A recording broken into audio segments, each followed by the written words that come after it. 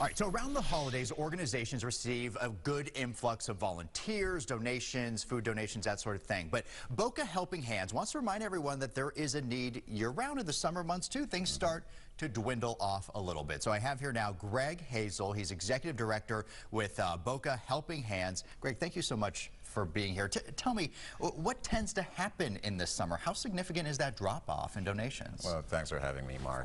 During the summer, we have a couple of effects. One is the normal migration of our kind of the people that are typically down here. Correct. For the summertime, they go back north. So you lose those folks and those volunteers. Exactly. And also from a food supply point of view, we have seasonal effects. Right.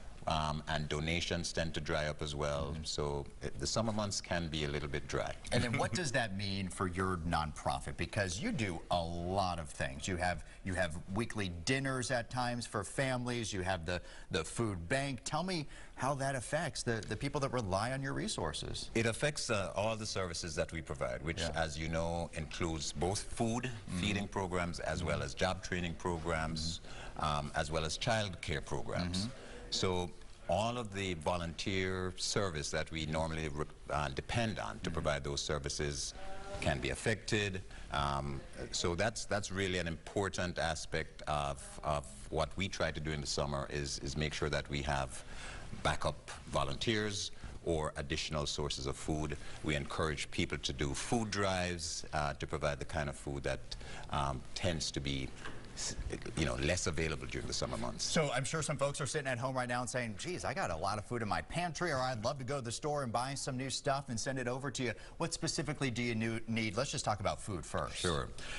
Mostly non-perishables, okay? So any kind of canned goods, cereals, rice and beans, all the things that could normally survive in your pantry are items that would be of benefit to us during the summer. Even, do you take toothpaste, paper towel, all that sort of thing, stuff too, or no? Not normally. Okay. I would ask people to focus on food. Okay, sounds good. And then, of course, volunteers as well. You have a lot of different programs. So what are the different ways that folks can, if they're looking for some volunteering time, that they could plug into Boca Helping Hands? Sure.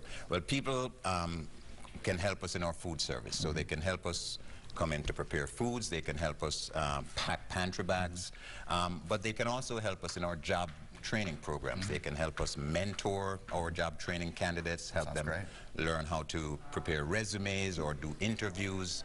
So there are a wide array of opportunities in terms of what you do, when you do it, where you do it, that we can offer. And you've been with Boca Helping Hands a couple years now. Yes. What do you love about the organization? Well, like I always tell people, it's a privilege at this part of my career to get an opportunity to do this kind of work.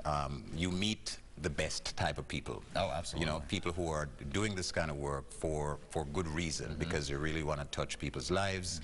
And that's really, I think, the aspect of doing this kind of work that stays with you, is the fact that you know that people's lives are being affected, sometimes radically, by the work that you do. And very much a part of the community there in Boca, and so we want to make sure that you have the food and the volunteers to keep going all throughout the summer. Greg Hazel, Executive Director with Boca Helping Hands, thank you so much for being here. Of course, if you'd like to help out, make maybe a non-perishable food donation, anything like that, we'll have more information over on our website as well, WPBF.com, and then here is their website, BocaHelpingHands.org. You can go there for a lot more details to get them through these summer months. Greg, thanks for being here. Thanks for having me. All right, Vanessa, over to you for a check of our weekend forecast. Thanks, Mark, and good morning.